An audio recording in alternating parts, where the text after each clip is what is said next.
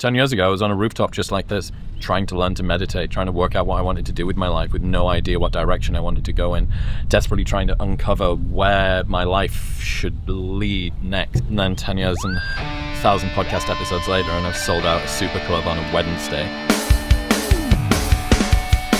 Save the most challenging for last. I have conquered New Zealand.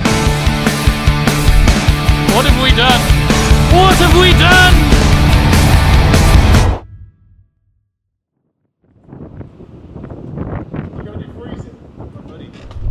We're going to New Zealand. The most southerly point in the what? World. No, it's not. Around us it is. The most southerly point around us. What's below it? Antarctica. Oh, you mean that sheet of ice? Anyway, go to New Zealand. Never been before. I'm excited. Sad to be leaving Australia. Excited to be going into New Zealand. Then Bali. Then who knows where? Who knows where? There's a war on. I might just move to Bali. Fuck it.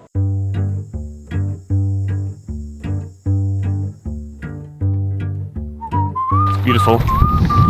We are off to Mordor. I'm going on an adventure!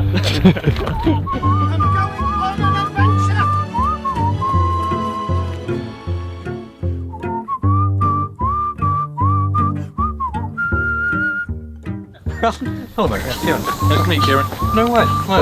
Yeah, I've been following you for years, but so it's just weird to see you on the flesh. That's true. Yeah, I jump scare people on trail walks around New Zealand. Regulate me. Regulate me.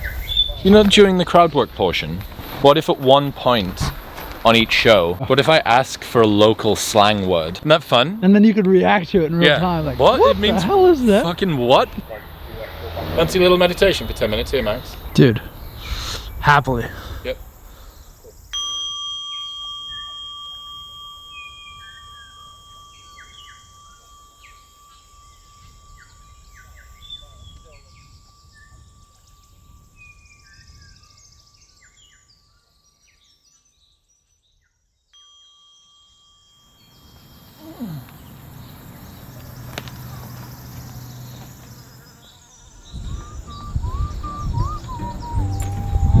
It's nice here.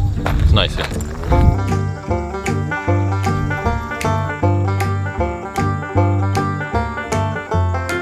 I don't mean to play into the stereotype. There's a lot of fucking sheep.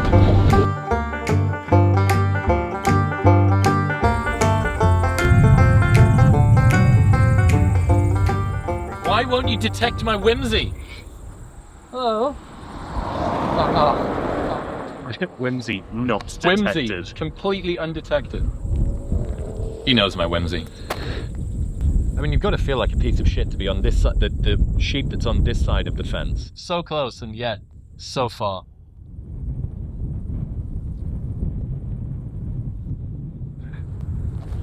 You know what's mad?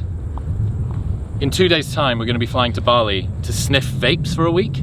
So I really do need this regulation in order to offset what the next 7 days is going to feel like. Day drinking on a plane into sniffing vapes in Bali. First, my nervous system will be recharged by that sheep. All right, time for the show.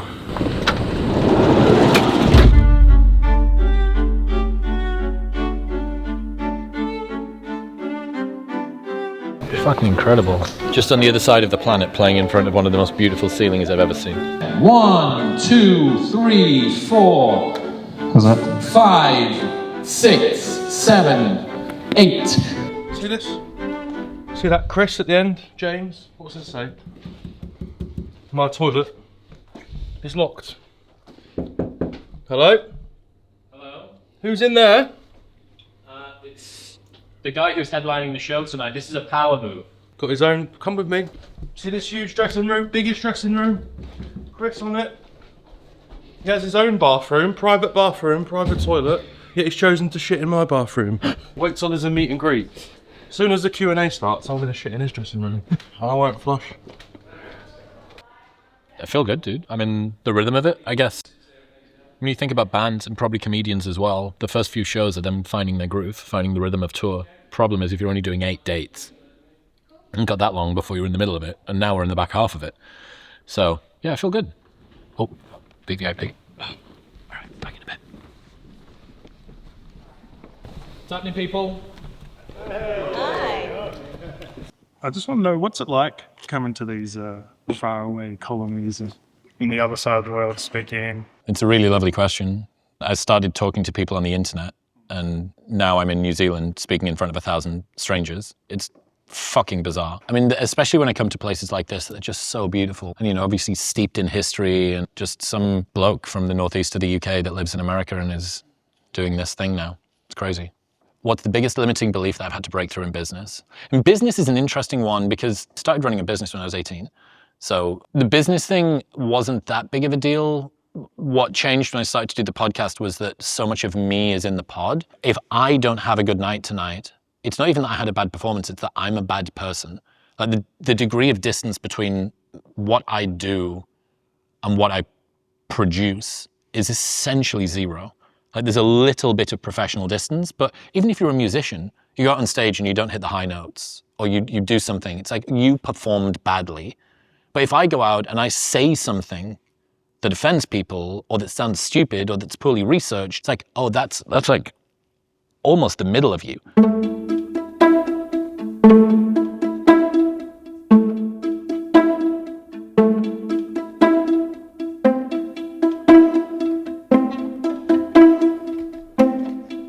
Bring yourself back around, Christopher. Yeah, well. Time to wake up, Christopher. Hey.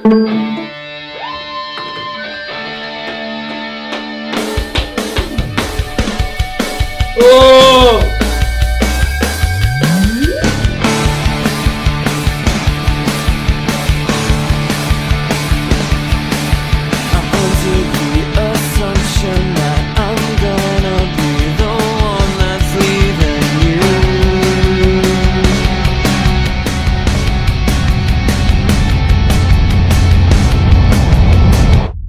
Do you think your younger self that was bullied, would he be proud of you?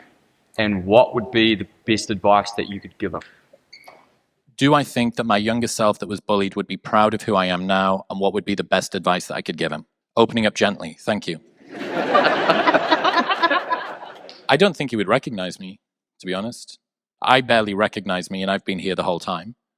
I don't think I ever assumed that I would amount to anything particularly special. I didn't feel very special in school, unless being on the outside is the special part. What would I tell me from school that was being bullied? I'd tell him that he's not on the outside. I'd tell him that he doesn't need to fear things, that he's not alone, that he's doing great, that he's trying, that the fact that he is like a chord being played on a piano, but there's one note that's out, and he's always felt like the note that's out. It's not his fault. And you're in incredibly good company, because there's millions and millions and millions of people like that all around the world that are just the one note that's out on the chord that's being played. It doesn't mean that you don't matter. It doesn't mean that people don't care. It just means that you need to work a bit harder to find your tribe. And I'd pick him up and give him a hug and tell him that I'm proud of him. I want to learn a local swear word, something that only would exist here, either in this country or ideally something that's just from like the South Island. Have we got one? Can someone give me some different words? Jaffa? What's like Jaffa cake? Just another fucking Aucklander. Oh, brilliant. Yes, let's fucking go, dude. Thank you. Jaffa. Well, so I'm going to Auckland tomorrow, so I know.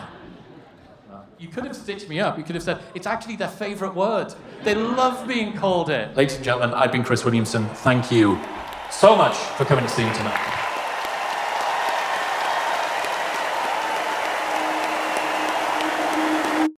Bring it in, family photo. Good, you were amazing tonight, absolutely stunning. So, Spangly. I should have won that top. There should have been a group discount. How'd that show go? Good, man. Really good, great response. Show's feeling dialed. This venue is just so absurdly cool. Feels very British. Not to re-colonialize the New Zealanders, but it was great. Just a good fucking show. Good night. But travel day and show day tomorrow, then 9-hour flight on Monday. So I'm gonna go to bed.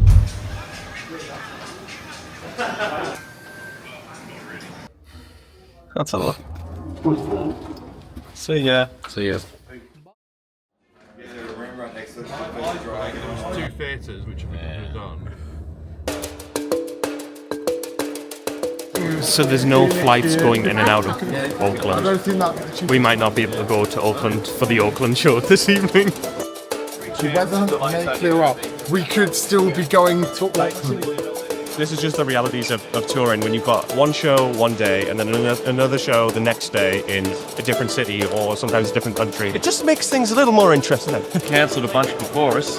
They're not letting flights landing or take off in Auckland till midday. Worst case scenario is they cancel that flight.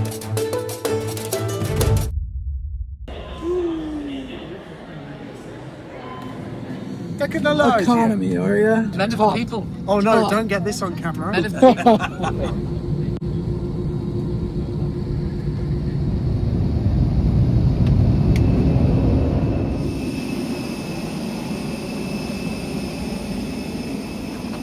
4 hours of delays. We made it to Auckland. We're gonna go straight to the hotel, straight to the venue. And then 9 hours to Bali tomorrow.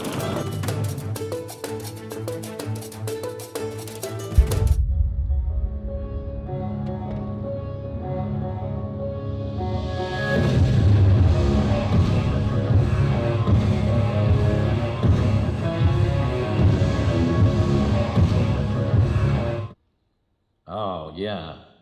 Today's been a lot of waiting. Flight got delayed by 4 hours. Got up early, only had 4 hours. I was delayed for longer than I slept today, so very good. Got in the bus, went home, tried to sleep for half an hour, couldn't, had some pizza. Now I'm here. Oh shit, here we go again. Another night out here with all my friends. Oh shit, here we go again. Another night out here with all my friends. I got a text from the crew in my hometown. It said be ready to roll. I'm ready to die so they don't have to ask me. Yeah, cause they already know. I turned on the radio, they're playing The Boys. They're back in town, the boys are back in town.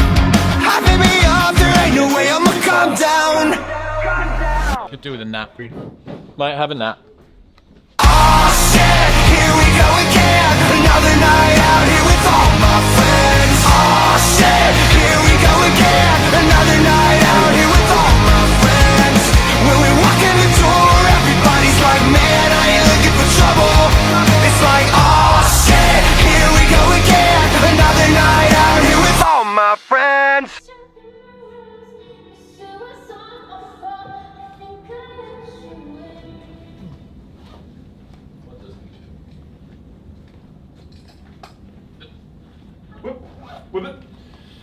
Yep, get, slip, skip. There's been a few break-ins in the area, and because of that, I bought a big black baseball bat the other day, and it lives in my bedroom. And I've been laying there at night thinking, tonight could be the night, and I'm getting excited. Imagine they break into my house, I probably would let them get in.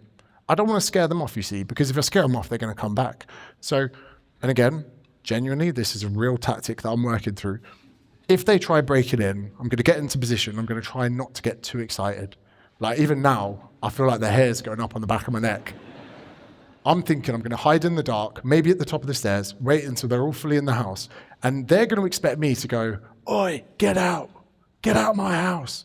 But instead, I'm going to wait for them to get real close and say, hello, boys.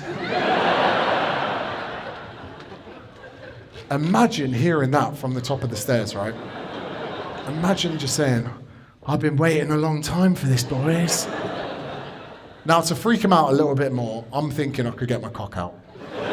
So imagine this, baseball bat in one hand, tiny cock in the other. I've been waiting a long time for this, boys. But yeah, so the educational talk. Talking to getting the cock out. Ladies and gentlemen, Chris Williamson.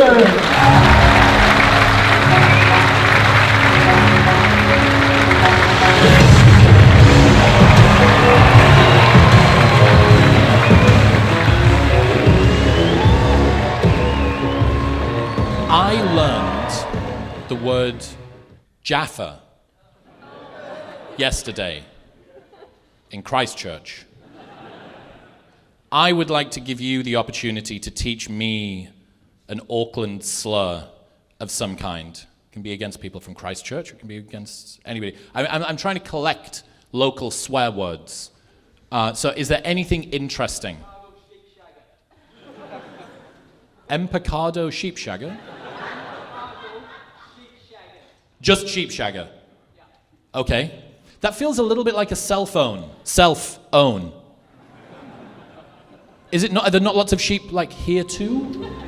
We don't shag sheep up in Auckland. That's exactly what you would say. In life, you have to choose your regrets. In life, you have to choose your regrets. Regrets are unavoidable because you don't get to run life back and see if the decision that you made was the right one. You're never going to get to see what would have happened if you'd taken that other route. But you might see other people that did. The difference between I genuinely want that and I'm just intrigued to know what it would be like to have it, it's actually kind of difficult. Grass is always greener. Given the fact that you don't get to run life back, I think a good heuristic for you, and for anybody as well, is regret minimization. So, don't think about what decision you want to make. Think about what regret you couldn't bear living with. And typically that gives us a lot of clarity around big, difficult decisions. Because what do you want? It's kind of hard and nebulous. It's tough to grasp onto. It's like trying to catch smoke. But what could you not bear living with the regret of? Absolutely amazing how it was structured, flow, the storytelling through Chris and how he brought in real world examples. Overall, just a thoroughly introspective and enjoyable experience. Go into debt if you have to and come and see this show. You've just helped me be a better partner, better man, maybe more of a hard worker. I'm proud of you, dude. The way that he talks about detaching from the materialistic world and not falling into the trap of escapism is valuable. The work he's doing is amazing. Breaking through deeper issues in society. I think he's an amazing role model to males. Podcast saved my life, man. Got me through a hard time, and I couldn't feel emotion before I listened to it. Never felt emotion in my life. So, it means a lot, man. Thank you. Thank you. I'm glad that you hit it.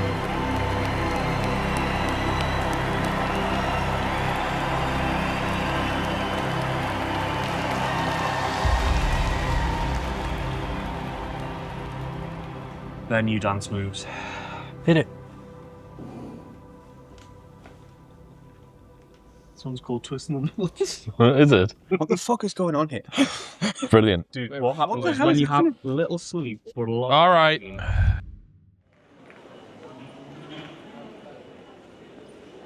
Oh, fuck. That was like 3. That was like a multiple orgasm yawn. Show 7 done. That was awesome. Auckland is fantastic.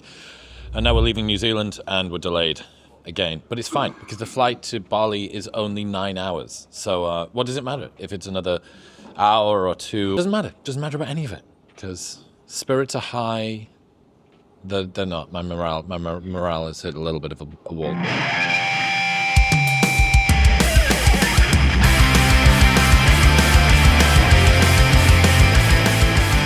Dude, first gig in fucking Asia. Is Asia? We're in Asia, right? Indonesia. Right, yeah. Well, Indonesia's a country. Asia. It's Indonesia in Asia. First gig in Asia. Where's your beer? Grab one now. Fucking knock you off. Right, we've got 6. Luke, can you get 3 more? In time for the bus.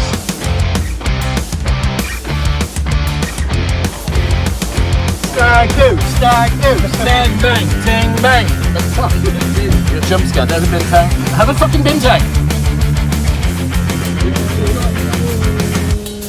Alright, that's pretty fucking cool. I have a lot of ideas. This, one of the better ideas I've had. Do a tour and then tack 7 days on the end and only do 1 show and do it in Bali. As ideas go.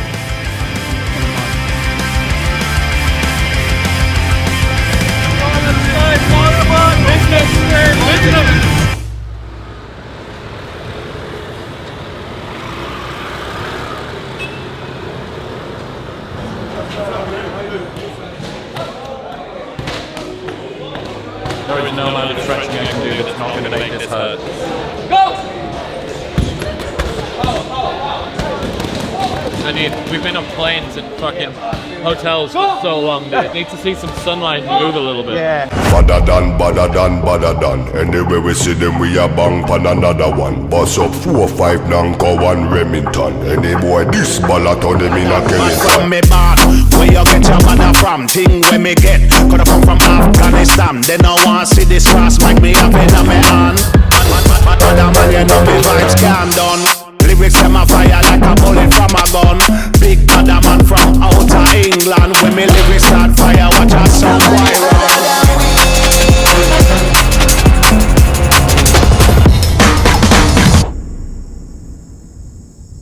Hot, but it's mostly that I'm unfit. I'm just, my main problem is my fitness and my strength and my skill and my speed and my endurance. Those are the main issues. It's good, it's so much fun. So much fun. I've done maybe 2 sessions of boxing this year, but I fucking love it so much. It's one of the few things that happens that makes the entire world stop. When they're in the middle of a flow, you're not thinking about anything. You can't think about anything else.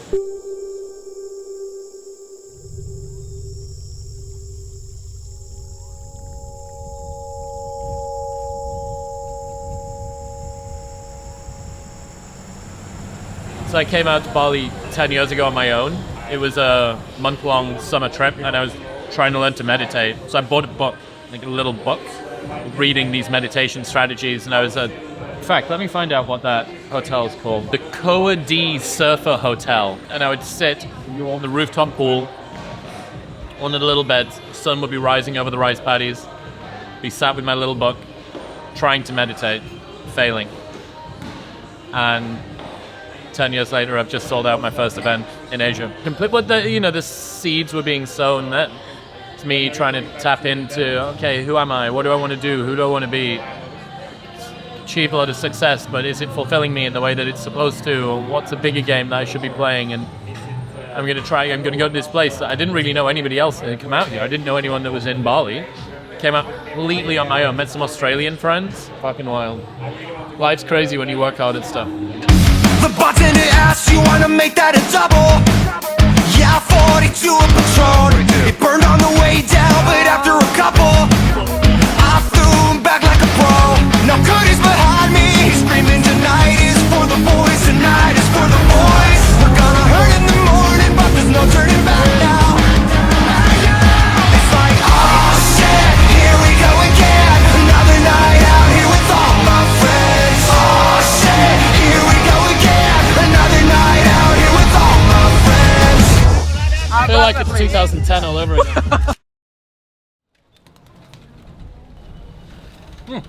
See the venue from here.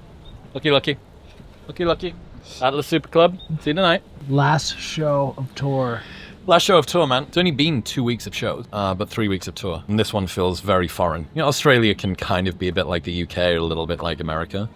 Definitely in a different country now. Selling this out feels way bigger than the Apollo in London or Sydney. This one feels way bigger. What? It's just, I don't know, fucking Asia. Middle of Asia, dude. So far away from home and sick. 10 years ago, I was on a rooftop just like this, trying to learn to meditate, trying to work out what I wanted to do with my life with no idea what direction I wanted to go in, desperately trying to uncover where my life should lead next. And then 10 years and 1,000 podcast episodes later, and I've sold out a super club on a Wednesday. Pretty bizarre. My goal for the next couple of hours is to just relax. Lock in, but relax. So I might just stay here. I might bring my laptop up, catch a bit of a tan, might get a mojito, turn up at the venue and hope that everything's put together. You need to go. You should go now. Bye.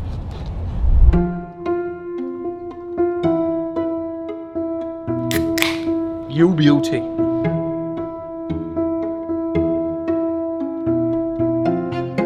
This is a nightclub, so they don't do shows of this nature. To have a spoken word show in a nightclub where you've got a system, PA system, specifically designed and tuned for nightclub music. And then we've got the other issue as well as the availability of certain equipment that's here. And we're also working with people that don't do spoken word very much, so they're not used to the lighting cues. So we're having a little bit of trouble with a language barrier. They do not speak English, we do not speak Balinese. Trying to figure out the best way of conveying that information. It's a challenge.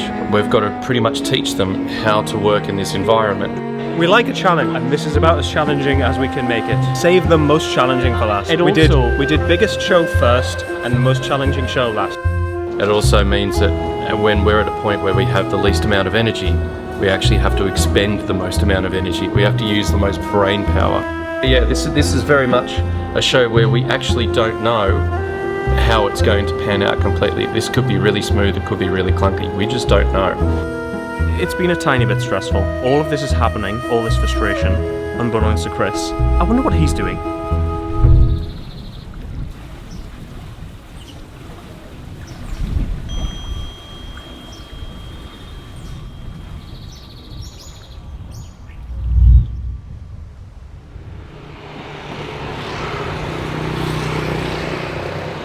Not every venue has a rice paddy outside the backstage entrance. Just in case I didn't feel like I was in Bali enough. That's some extra Bali for you, that. Oh, yes. Cool. Oh, yes. Oh, This feels more like home. Finally! Finally, I found a stage that feels a bit more normal. Probably the coolest fucking venue ever. Oh, this is fucking madness. What have we done? What have we done? I think let's just take what we're doing with Chris, get rid. Let's just get in some EDM, bit of trance, and let's just turn this into a party. You know what I've heard happens after this, Stu? What's that? 2 hours of massage across the street. Yeah, done. 2 hours of foot and hand massage across the street. All kinds. Bare feet, meet and greet. Meet and bare feet. You have been Bali-fied. I've been completely fucking... I've gone native. I've gone feral. Right, you have an issue. In order to do an entrance to get to the DJ booth, takes about 3 seconds. To do an entrance to get to the stage, takes about 20 seconds. I can fucking jump this. You could... Hold on. Onward test one. I don't know. The fun pulley. Like you just you blow your ankle, you get the rest of the show sat down like a pig. Ladies and gentlemen, please welcome to the stage, Chris Williamson.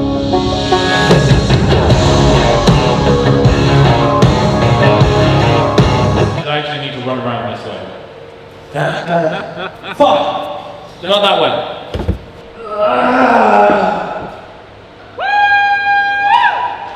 1, 2, 3, 4. I declare a fun war. Listen, don't forget your roots, alright? They know. Look how humble I am. Honestly, this is my new life and my old life clashing together It at the really same is. time. If I could be on the front door with a clipboard, I'd love it.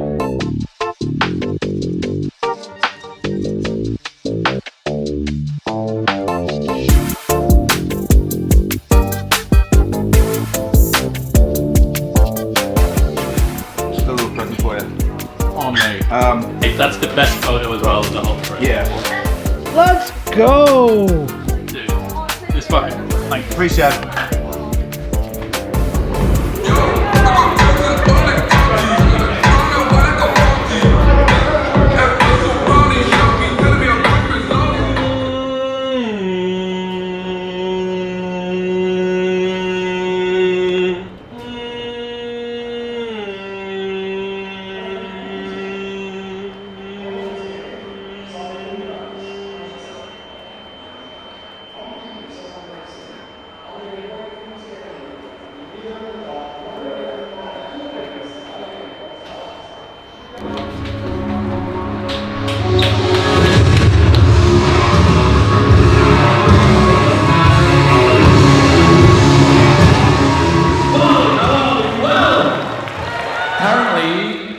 I don't have the insurance that Steve Aoki does.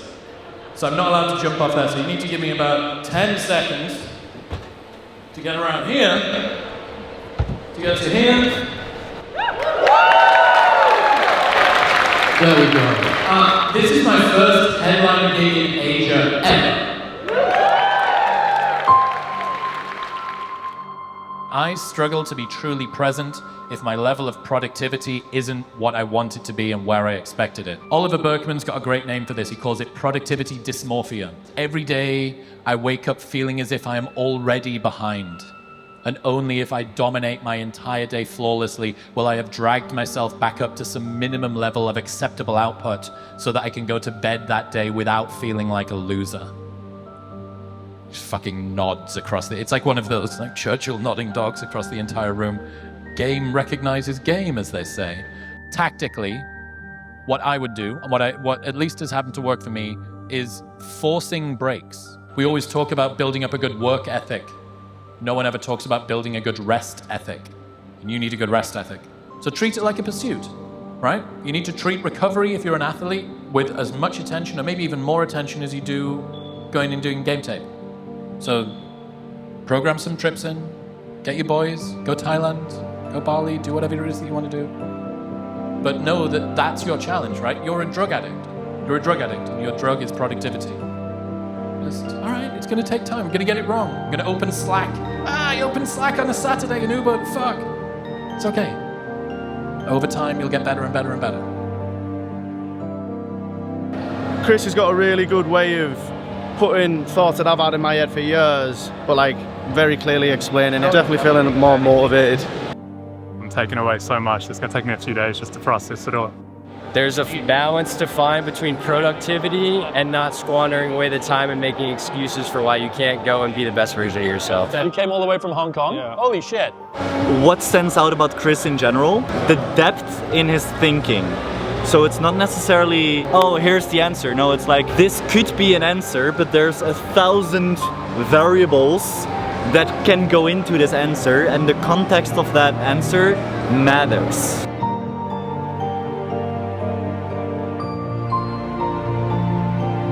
I just want to say thank you so much for restoring my faith into British men. Do you hear that, British man? I am a one-man band saving you from having bad branding for fucking Romanian women. It was so nice to see him in reality and also to share this experience with other people, because I'm always just listening to the podcast on my own, and just to share this experience with like-minded people, it was just incredible. Oh, he's got the back up. Nice to meet you. Hours here from China. You've made such a strong impact in my life, and I just want to thank you for doing your podcast. It's made more of a profound impact than you would have imagined.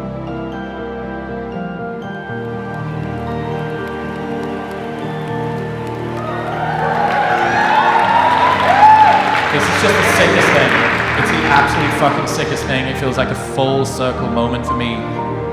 This is the last show of this run. We've done all of Australia, including cities I didn't even know fucking existed. I've been to the North and South Island of New Zealand, and I've finished it up here within 500 meters of the place that I came out on my own when I was lost.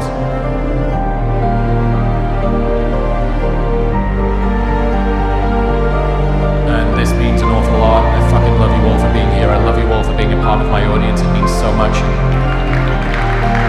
That's it. I've got nothing else to say. Guys, this is the end of tour. I fucking love you all. Thank you. Good night.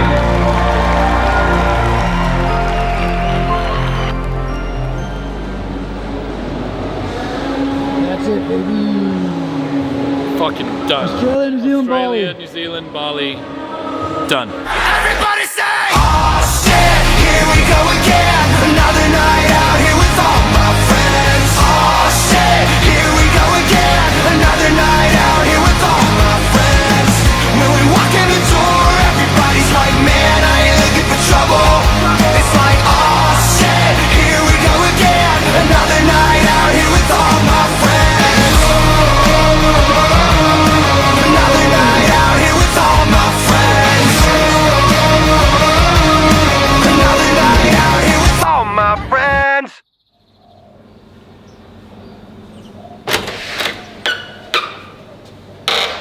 What's up? Long time no see. How are you? Today's the day that I'm flying home. I have a 30-hour commute ahead of me to get back to Austin. It's a nightmare. But I've just got to enjoy some of Bali since the show. Finally got to chill out, no obligations, no anything. It's been beautiful. I don't have any deep philosophical insights. I think I just really fucking enjoyed my time with my friends, and it was great. And we got to travel around 3 countries and go to a ton of cities I've never been to before and have a shit ton of experiences. Hanging out with your friends is one of the best things, and being able to do it on a shared mission is even better. And then, all right, you're sleep deprived or tired, or somebody's ill, or someone's got Bali belly, or you've got a sound check in 30 minutes. But it's been great. Everything's been so fantastic. I mean, I think back to the day that I landed, and I'm with Jimmy Carr on the beach, having just had lunch with Tim Minchin, and Jimmy's looking after our kit. Now, that was 3 weeks ago. Also 3 weeks without recording a podcast, because I did so much work before I came out here. So I'm looking forward to getting back and doing that. That's going to be sick. We've got a new studio. There's so many huge guests coming up, and I can't wait to do that. More of the hang-style episodes, which I'm excited for as well. I feel, I wouldn't say revitalized. That might be a little bit too, gentle for what's happened. But I just feel good. It's been exciting. I've got some adventures in, which has been sick. I hope you guys have enjoyed it. It's been mad doing it, and we've got another tour in the UK and Ireland in October, so it won't be long, and we'll be back on the road again.